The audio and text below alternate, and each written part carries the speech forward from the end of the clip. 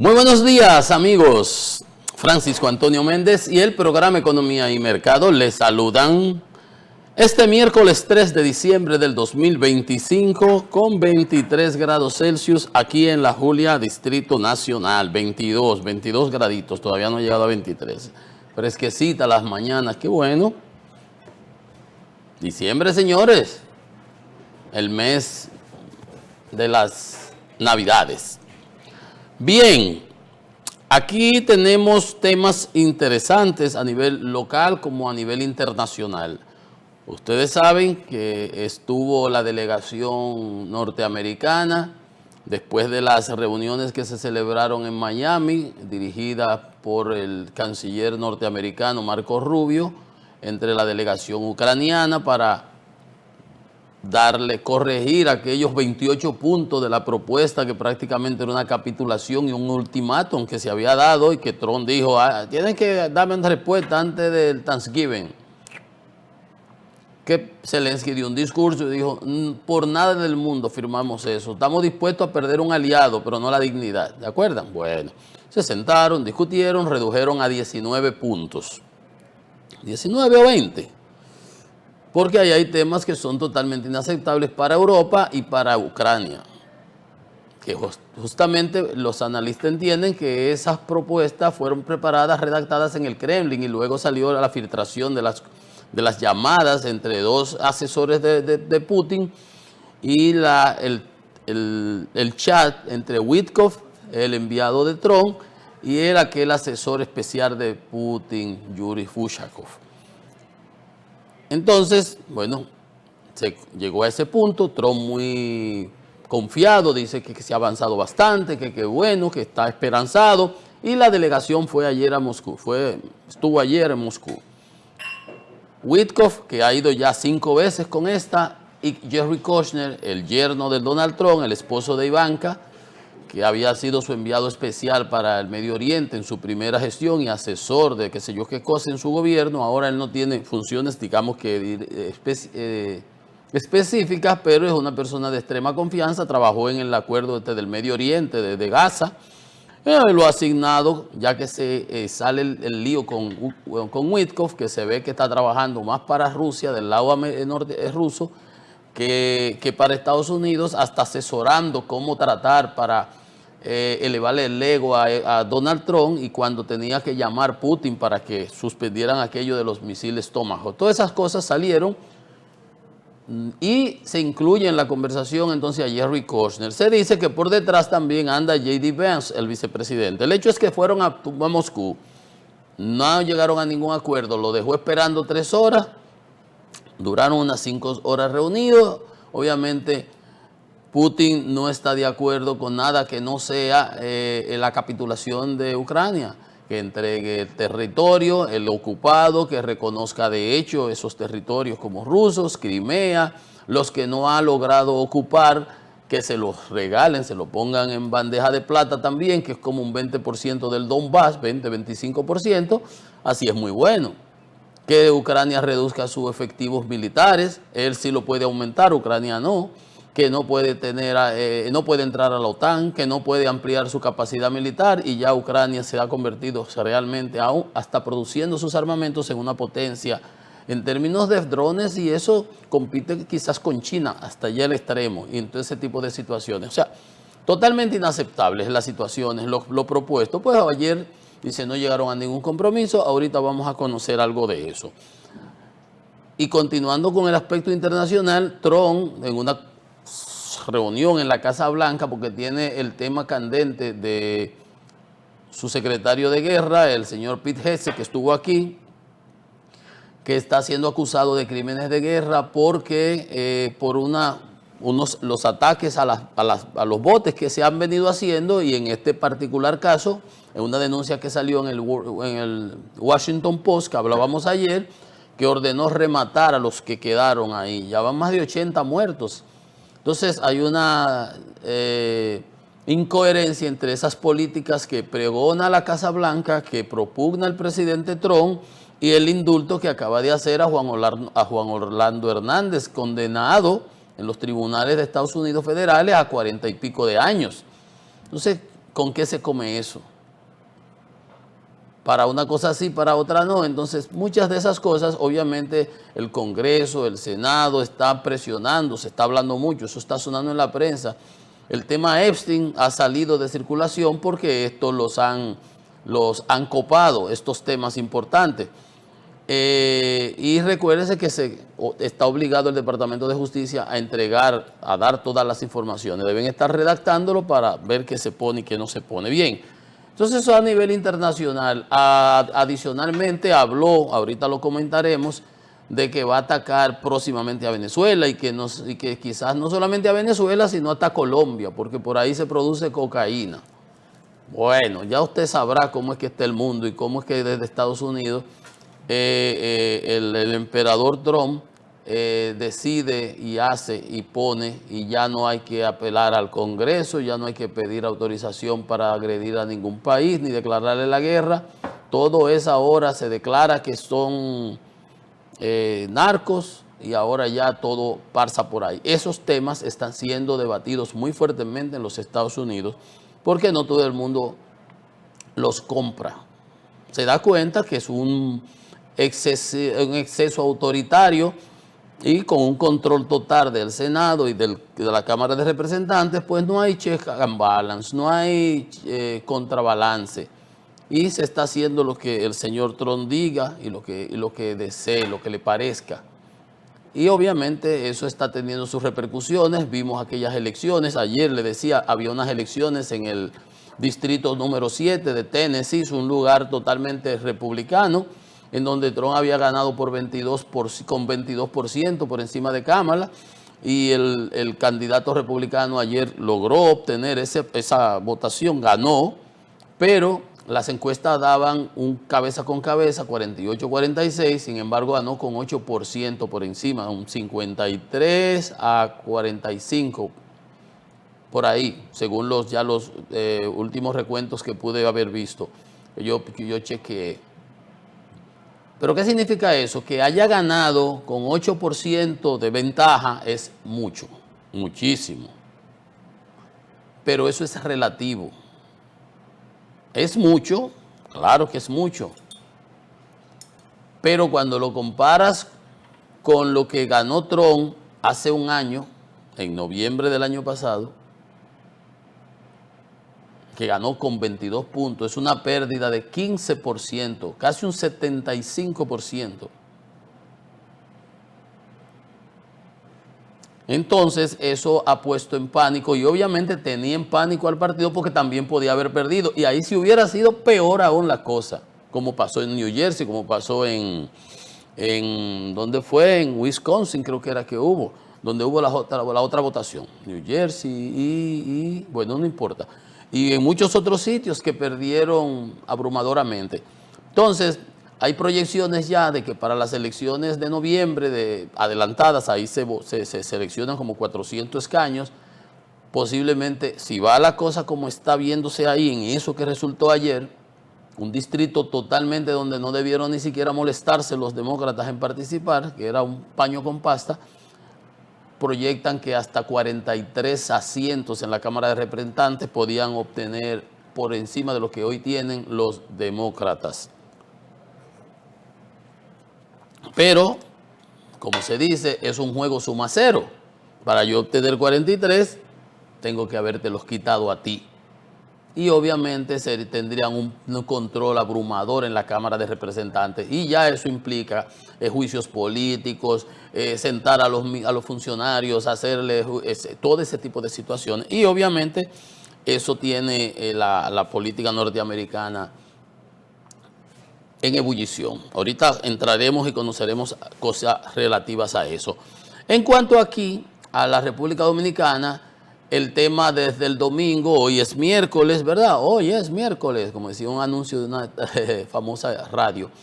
Desde el domingo está el tema de la marcha de la Fuerza del Pueblo y las opiniones de los comentaristas y las presiones para que se sancione a la Fuerza del Pueblo. Y ayer conocíamos de la intimación que había hecho la Junta Central, señalando que eso se podría configurar como una campaña adelantada no de protesta, porque se usaron los colores del partido, porque estuvo la dirigencia. Yo decía, pero ¿y qué es lo que va a estar? ¿Y quién era que iba a estar ahí? Y yo decía que esa ley aún se estuviese, que no lo daba por un hecho, aún se estuviese violando la ley, esa ley lo que era como los escrúpulos de María Gargajo, así lo titulé, que cualquier marcha, cualquier acto reivindicativo, civilizado, pacífico, demostración, lo que fuera, lo que hace es que fortalece la democracia. Qué malo es cuando se levantan por allá, por Navarrete, por Licey al Medio, que era como acostumbraba antes el Falpo, ¿se acuerdan? A hacer huelga, pero motivada por un partido político, que siempre fue así. Pero bueno, le daban manigueta para que hicieran eso. Eso es diferente. Entonces, cuando se hacen estas actividades, mucha gente se desgarra la vestidura, porque cuando salieron la Marcha Verde, andaban disfrazados, era. La Junta dice que usaron los colores partidarios. Se podrían haber vestido de negro. Si lo convocó la Fuerza del Pueblo, era de la Fuerza del Pueblo, aunque estuvieran vestidos de anaranjado. ¿Qué partido anaranjado? No me importa. Pudieran haber estado vestidos del color que fuera. Y eso era de ellos. Pero o sea que esos son disparates. No disparates, sino tratar de ser quizás a veces más papistas que el Papa, con una venda, con un daltonismo, porque cuando otro partido lo hacen de manera clientelar, populista y profusa desde el gobierno, como con las tarjetas Senasa, las tarjetas que se reparten y todo eso, la Junta no actúa. Pero ayer decía, bueno, la Fuerza del Pueblo hizo su papel, el PLD salió a criticar la intimación de la Junta porque también le afecta a ellos, también está haciendo su papel, y la Junta, al hacer y obtemperar a esas presiones quizás de determinados sectores, pero no importa, aunque sean sectores o lo que fuere, también hizo su papel y quedamos todos bien. Yo lo ponía de esa manera. Y si acaso quiere poner multa, que le ponga los 200 multas, los 200 salarios mínimos. Que para fines prácticos el hecho era la contundencia de la demostración y en términos mercadológicos un éxito, y que se sigue hablando todavía de ella. Y que alguien está sangrando por la herida todavía, lo cual aún le aviva más el fuego a la convocatoria y al hecho en sí.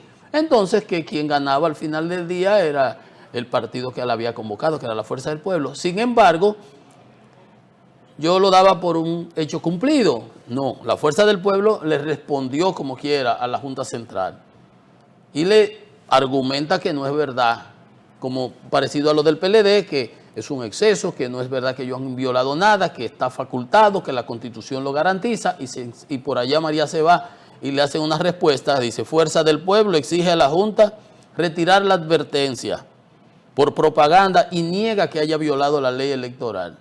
Bueno, y usted le mandó un acto de algo así, la Fuerza del Pueblo también, negando haber violado la ley. Le depositó un acto donde calificó la imputación como infundada y advirtiendo que esa interpretación que hace la Junta sobre, que decía ayer era que creía, ¿no?, que riesgo, algo, ¿cómo era? Yo no recuerdo la frase que usaron, que yo la comenté aquí, sospecha que si hubiera hecho campañas solicitadas. Bueno, si usted no está de acuerdo, si usted no está seguro, entonces no se ponga a escribir eso. Advirtió la Fuerza del Pueblo que la interpretación del órgano comicial pone en riesgo derechos fundamentales que son los garantizados por la Constitución.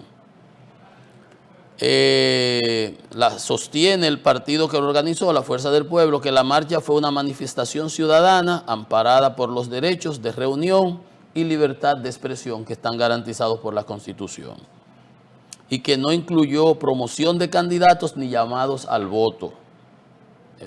Eso exactamente, nada más era que si subieron el azúcar, que si subió la gasolina, que si subieron la combustible, que si la luz, que si aquello de la seguridad. Era una marcha de protesta, no andaban promocionando a ningún candidato. Dice además, como la Junta hablaba, y yo decía, bueno, ¿y cuál es el problema de que anden con el color que le parezca? Porque al final la institución que lo organizó, ¿qué color iban a usar?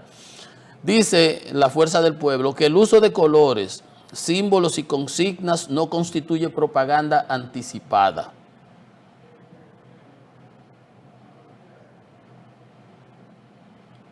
y acusa la advertencia de que confunde protesta con proselitismo.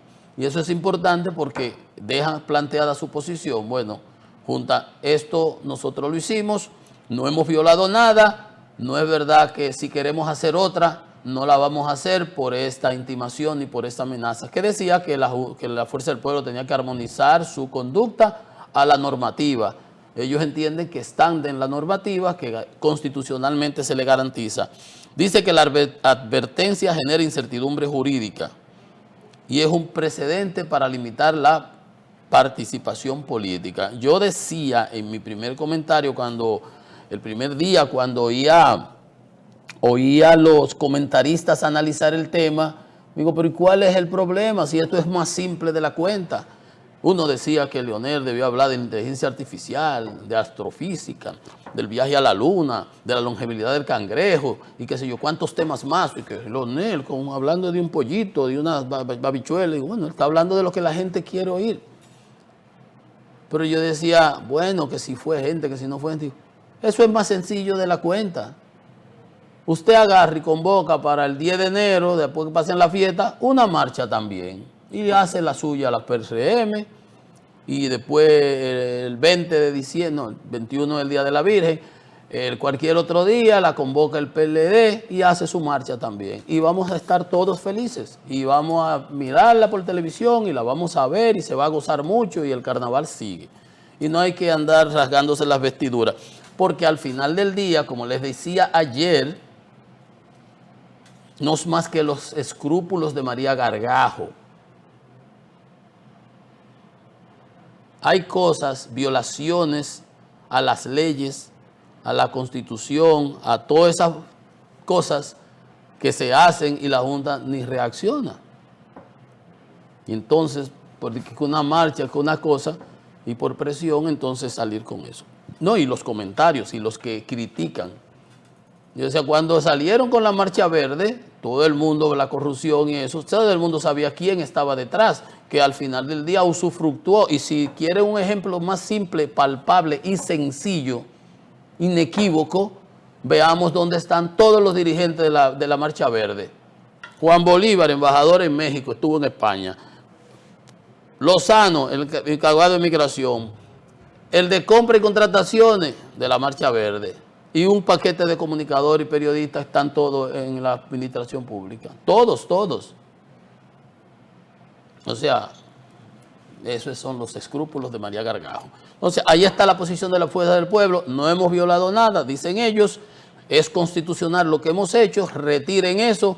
Y obviamente dejando sobreentendido que no es verdad que van a restringir su participación y su accionar político y que no aceptan ni acatan ninguna intimación. Bueno, ahí está. Ayer habló, por otro lado, celebrando el tradicional almuerzo de la Cámara Americana de Comercio y que se acostumbra por el Thanksgiving, además, la nueva embajadora, doña Lee Campos. En la Cámara Americana de Comercio estuvo su discurso y dijo unas cosas muy interesantes. Embajadora de Estados Unidos dice, administración de Biden quería que República Dominicana abriera su frontera con Haití. Y es así, siempre no estuvieron metiendo los dedos en los ojos. Tengo entendido que una vez llegó aquí siendo vicepresidente con Obama y creo que le propuso a Danilo que aceptáramos 1 millón de refugiados aquí. El presidente Biden manifestó que bajo la administración de Joe Biden el país contó con presión política para que mantuviera abierta su frontera con Haití, dijo ayer en esa reunión, en esa conferencia que tuvo en la Cámara Americana de Comercio. Y es que así ha sido. Con los demócratas, el desastre que ellos mismos tienen ahí dejaron, y que es uno de los puntos más positivos que ha tenido Trump, es el de enfrentar el aspecto migratorio, a pesar de los excesos de la ICE y de la redada y todo eso, pero por lo menos en la frontera. Con los demócratas nosotros nos ha ido mucho peor históricamente en ese tema. La razón, simple. En Estados Unidos hay lo que se llaman los caucus. Son esas confluencias de grupos y hay uno que se llama el Black Caucus. Ahí están todos esos senadores, diputados de afroamericanos, como se denominan ellos allá, que tienen esa afinidad con los haitianos. Recuérdese que en la campaña Trump acusó a los haitianos de comerse las mascotas en Ohio. ¿Se acuerdan? They are eating dogs. Se están comiendo los perros. Obviamente eso era una mentira, eso era una cosa de locura de campaña de él. Pero bueno, dijo todo eso y en una ocasión dijo que eso era un shit hole. Eso era un país de excremento. ¿Ustedes se acuerdan? Eso lo dijo en otra campaña. Entonces, él tiene esa actitud. Y los demócratas sí, por otras razones más esa, la del Black Caucus, siempre han tenido que plegarse a esas cosas. Recuérdense que nosotros duramos prácticamente sin embajador y hasta en Haití habían, con ese desastre y lío que hay en Haití, designaron un embajador. Y siempre he ponderado positivamente y lo comparo y siempre he sido coherente con eso, de que una cosa es con guitarra y otra es con violín, y en este caso siempre se dice eso de manera negativa, hasta despectiva pudiera decirse, para decir, bueno, tú prometiste tal cosa y ahora está haciendo lo contrario. Eso siempre se le dice a los gobernantes. Y hay una frase que más o menos lo maquilla, que dice, se hace campaña en poesía, pero se gobierna en prosa. Ya es un poquito más elaborado, no voy a entrar ahí, pero el punto es que en el caso del presidente Abinader, yo he reconocido aquí cantidad de veces públicamente que al menos en él hubo una simbiosis, una metamorfosis, porque él, cuando la sentencia 168-13 andaba de la mano con Juan Bolívar, con Lozano, con Uchi, con Altagracia Salazar, con Zapete, con todo ese grupo de los pro-haitianos, de los que estaban en contra de la sentencia. ¿Se acuerdan? Claro, y formaba parte de un equipo que se llamaba La Convergencia, donde estaban todos esos asesores que iban en contra de Hipólito en la precampaña de ellos. ¿Verdad? Entonces, a la fecha, el presidente ha cambió de ese discurso, al menos el discurso. Apoyaba hasta las presiones que nos estaba haciendo la CIDH, la Comisión Interamericana de los Derechos Humanos, que nos decía en sus documentos que teníamos que cambiar lo que habíamos establecido en la Constitución del 2010, una de las mejores constituciones que se ha podido redactar en todos estos lares por aquí, y que establecía claramente y clarificaba algunos detalles sobre el tema de la nacionalidad, el jus soli, no, el jus sanguini, dominicano es el que es de sangre dominicana, como son los haitianos. Haitiano, hijo de haitiano es haitiano. Pero el presidente ha sido positivo en cuanto a eso, y aunque lo ha usado también política, clientelarmente, pero él es un político. Pero como quiera, yo le he dado siempre esa buena valoración en cuanto a eso. Pero por eso dice la embajadora, porque la verdad es esa. Desde entonces venían presionándonos con relación a eso.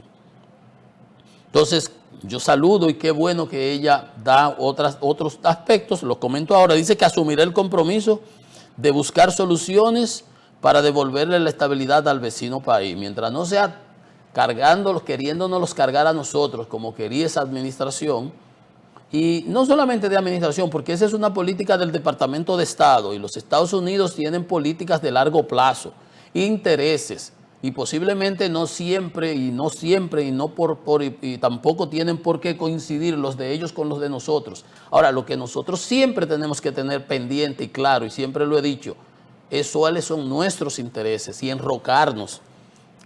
Y cuando ahora los otros días que le prestamos los aeropuertos, y dice la embajadora, sí, Dominicana tiene que hacer su diligencia con respecto a los aranceles, pero si le prestamos los aeropuertos, ¿por qué no nos quitaron los aranceles? ¿Sabes? Que lo decía yo, con el presidente más transaccional que ha tenido historia alguna de los Estados Unidos, que no te da nada a cambio de nada, entonces nosotros sí damos a cambio de nada. Bueno, lo dejo ahí. Dice que la inestabilidad de Haití representa una amenaza para la seguridad de República Dominicana y también para los Estados Unidos. Y ayer que el presidente acababa con Somalia, yo decía, lo que quieren es que se produzca una Somalia ahí en Haití, que miopía, falta de visión de los Estados Unidos. Y cuando bloqueaban en el Consejo de Seguridad Rusia y China las decisiones para las fuerzas de paz y para esos grupos que al menos han venido ahí a hacer alguito, que tampoco eso es lo que va, hay que hacer cosas mucho más integrales y una especie de plan Marshall para recuperar Haití, yo decía, bueno, porque a los chinos y a los rusos les interesa que aquí en el Caribe hay un lío. El lío lo está armando el presidente Trump con Venezuela y amenaza ahora a Colombia también. Pero bien, a seguir con la embajadora, que hasta me cae bien. Obviamente ella es una ex agente, una persona de seguridad, lo dice. Yo toda mi vida he trabajado en seguridad, es una persona capacitada, preparada, educada, formada. Esto no es carabelita.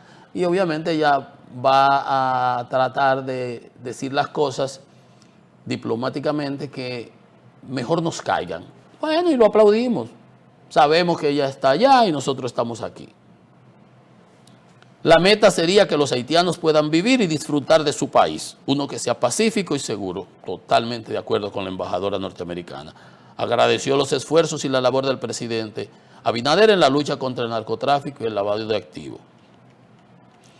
Dice que dice aquí, bajo la administración del presidente de Trump y durante toda mi misión no pienso permitir que en la embajada o desde la embajada la politización de asuntos comerciales, esto es importante, ni permitiré insinuaciones o acusaciones falsas, ni permitiré insinuaciones o acusaciones falsas para satisfacer a un sector activista y político dentro de los Estados Unidos.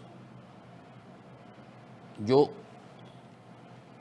la verdad que esa parte no la digerí.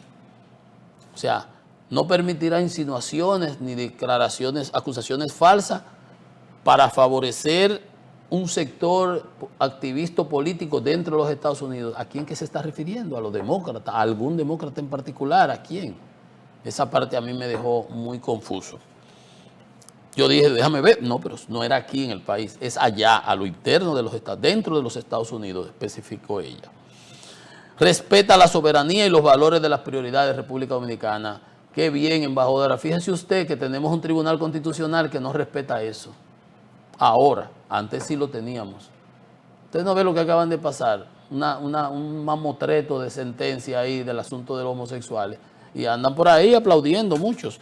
Busco diariamente, no tengo miedo de decir, una mujer de claridad y armas tomar, dice, yo no tengo miedo de decir que busco diariamente la guía de mi Señor Jesucristo.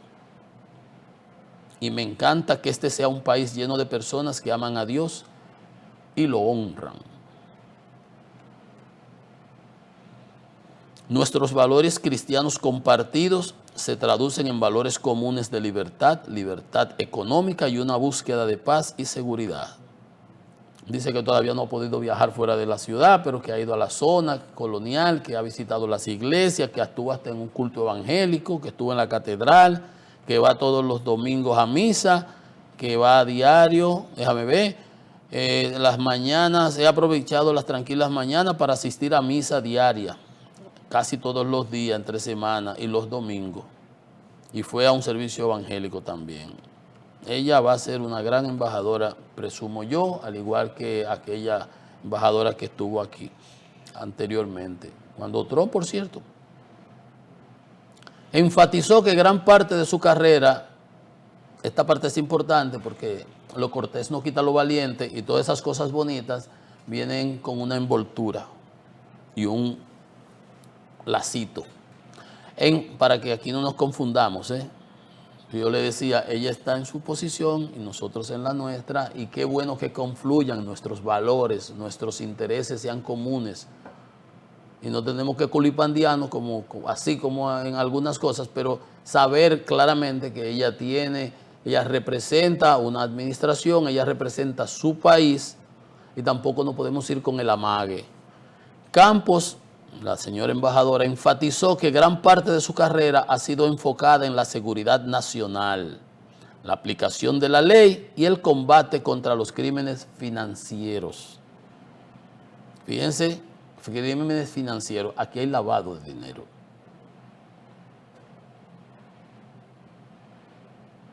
Seguridad nacional. Cuando protegemos la integridad de nuestros sistemas financieros, nuestras fronteras y nuestras instituciones, protegemos nuestra prosperidad, protegemos a nuestros pueblos, prestémosle atención a esas declaraciones, a esa partecita.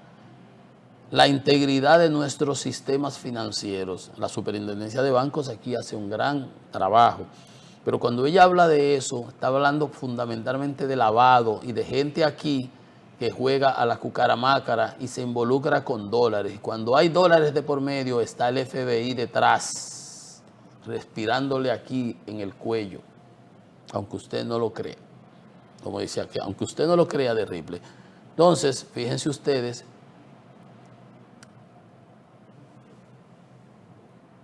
la formación de esta señora embajadora y lo que nos está diciendo a nosotros. La soberanía y la integridad territorial importan. Cada nación tiene el derecho y la responsabilidad de controlar sus fronteras, que va de la mano con la denuncia que hacía de que cuando el presidente Biden lo que nos quería meter los ojos para que nosotros nos hartáramos de aquí de haitianos, que de hecho estamos cundidos de haitianos, pero no como una política de Estado deliberada de los Estados Unidos, sino porque lo hemos dejado meter aquí a toda mano.